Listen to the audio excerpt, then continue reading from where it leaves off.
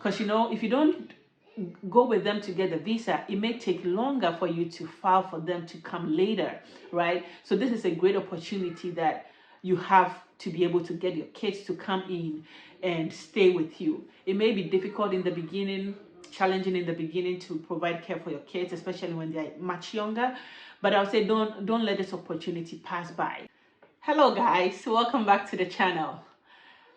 In today's video, I'll be giving you information about childcare options in the US, especially for those who have won the DV lottery and are planning to bring their kids with them, but may be wondering whether they should bring them or not, and if they do, what is it going to cost them in terms of daycare. Stay tuned.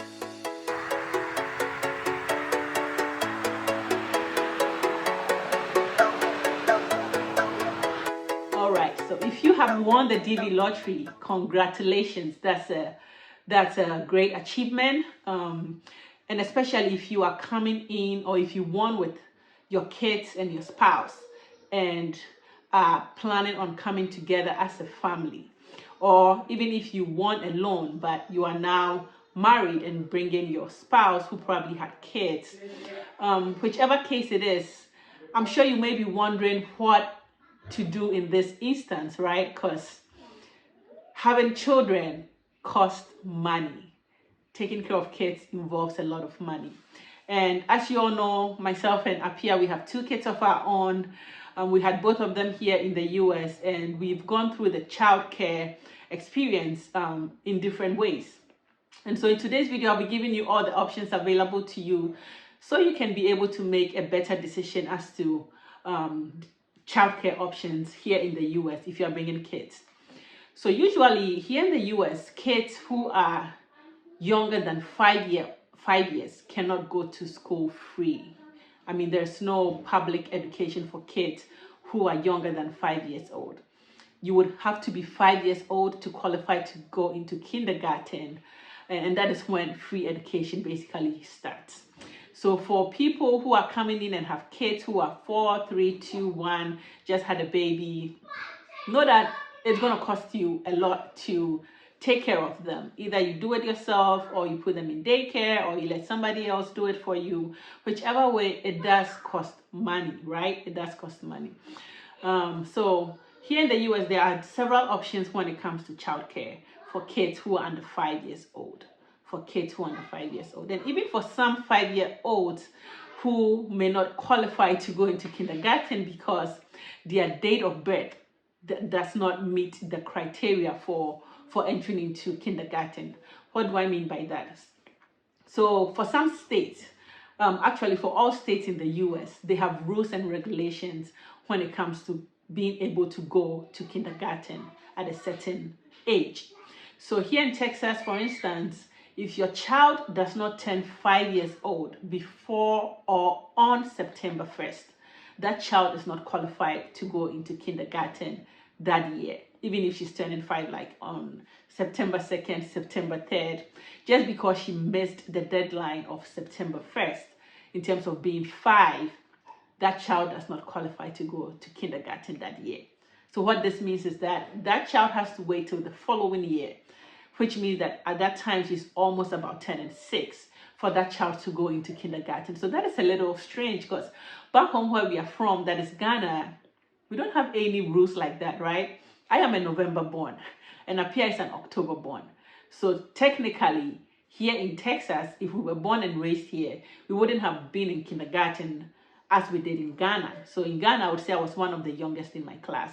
So most people who turned 5 in January, February, March, they were much older versus me who was born in November.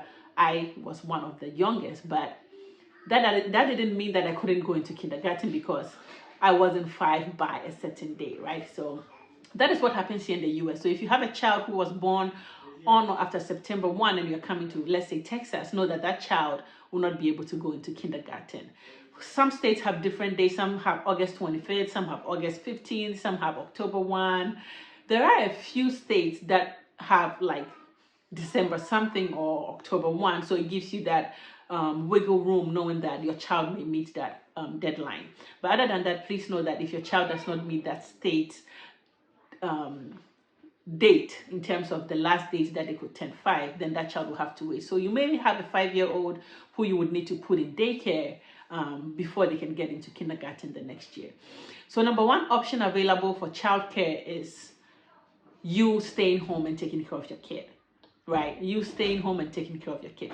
So it could be you and your husband working together and saying, okay, I'm working Monday through Thursdays, and so you would be home to take care of the kids. Whereas on Friday, Saturday, Sunday, I am home and can take care of the kids. So you take care, you are able to work on those days. Other than that, it could be just one spouse working and then the other spouse just staying home and being with the kids. And we know quite a lot of people who that is the only option they have. That is one spouse staying at home and the other spouse being the only person working to provide for the family in terms of income. So that is number one. Number two option is having friends and family support you when it comes to childcare. So what do I mean by that? So for some people, they have friends who maybe work only 3 days because they have kids, and so they work a few days in the week, and their spouse also works a few days in the week, and then they take care of their own kids. So what will happen is that you can partner with such parents whereby you both can work and swap, I mean, not necessarily swap kids, but be able to take care of each other's kids. So I take care of your kids 3 days whereby you work, and then I work these days whereby you support me taking care of my kids. In that case, we don't pay anybody to take care of our kids. We are doing it on our own, but still being able to work and provide some form of income for the family. So that is the second option. The other option is having a family member take care of your child. Family members being your parents, siblings, cousins, people who have come into the US, but maybe they only came temporarily to visit and stuff like that, and so they're available to help with providing childcare for you, and so you can pay them something small. So for us, an example is I have my mom living with us. She's been helping us with our kids ever since we had them. She does take breaks here and there to go back home to Ghana and visit family and friends, but she has been our greatest support when it comes to childcare. So we do pay her something at the end of every month. It's not that much compared to what I would pay or what we would pay when we are taking the kids to a daycare. But whichever way, it has saved us a lot in terms of childcare. And so we appreciate her for that. So that is one other option. If you have family members around who can help you, I would say that is great. Let them do that, and do pay them something at the end of every month, because just know that if you're taking those kids somewhere else, you would pay, right? And so if they are there supporting you, it's just nice that you provide them or you give them something at the end of every month, even if they are not paying rent, feeding themselves and all that. It's still nice to give them something. So that's what we do, and we have our mom.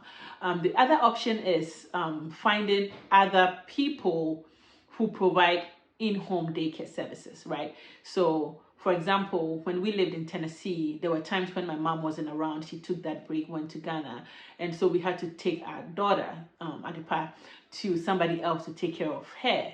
And this was an older woman who was also home and just supporting other parents in terms of taking care of their kids. So such a person was not taking a huge amount when it comes to taking care of the kids. But she provided great care for the kids, so we were comfortable taking her. She did that for maybe over a year. She went to this older woman's house who had other kids, but it was more cheaper to do that versus sending her to like a registered daycare, right? So that's another option that you have. Then the last option is sending your child to like a registered, like a formal daycare center or educational center, something like that. So those places know that they do charge a lot to provide daycare, because daycare is not cheap in America. Daycare costs a lot of money. So for those places, you can be paying like $1,000 and $1,000 and $2,000 and $300 every month to provide childcare for a child who is under the age of 5, right? So, or 5 but couldn't go into kindergarten that year. So it could cost a lot of money to put your child in daycare. And I'll do another video and give you all the details about how much it costs to send your child to all these forms of daycare. But know that these are the options. Either you do it yourself with your spouse, or one spouse does it, or you let family and friends support you do the in-home daycare or do the formally registered daycare centers where there are a bunch of kids in different classes and there are teachers who are qualified to provide care to your kid and make sure that they are well taken care of. So yeah, if you have kids and you're planning to bring them, I would encourage you to do that. For some people, it does cost a lot of money. Not necessarily does. It does cost a lot of money to bring family to the US, especially if you want the DV lottery, because each person has to pay a certain amount to go for the interview, right? So if you have, let's say, 2-3 kids, you, your spouse, it's 5 of you, and you'll be paying lots of thousands of dollars to go in to the interview and get the visa approved. So you may be wondering, is it worth bringing them now, or do I just wait and have them come another time? I would encourage you to go ahead and bring them, because you know, if you don't go with them to get the visa, it may take longer for you to file for them to come later, right? So this is a great opportunity that you have to be able to get your kids to come in and stay with you. It may be difficult in the beginning, challenging in the beginning to provide care for your kids, especially when they're much younger. But I would say don't let this opportunity pass by, right? In terms of them being able to come with you and get their green card and all that. Because once you leave them back home, you cannot easily file for them, because as green card holders, it takes much longer for you to file for even your kids versus a citizen filing for their kids. It may take you 5 years to become a citizen, then be able to bring them, or you can still file for them, but the application will be pending for a very long time, and you don't want that. So I would encourage you, don't think twice about bringing your kids. Even if you want to send them back home, or rather want to come in and settle before having them stay with you permanently, I would say go ahead, still go to the interview with them, let them come into the country with you, let them get their green card, and then you can take them back home to wherever you trust to be able to provide quality care for your kids. And then once you feel like you have settled down and that they are able to come back and join you, then you can have them come back. But just know that this is a great opportunity for you all to come together as a family and live the American dream. I hope this video was insightful and informational. If you have any questions, please go ahead and drop it in the comment section. If you haven't yet subscribed to our channel, please do that. Hit the notification bell so you do not miss any of our videos. Until next time, stay blessed. Thank you.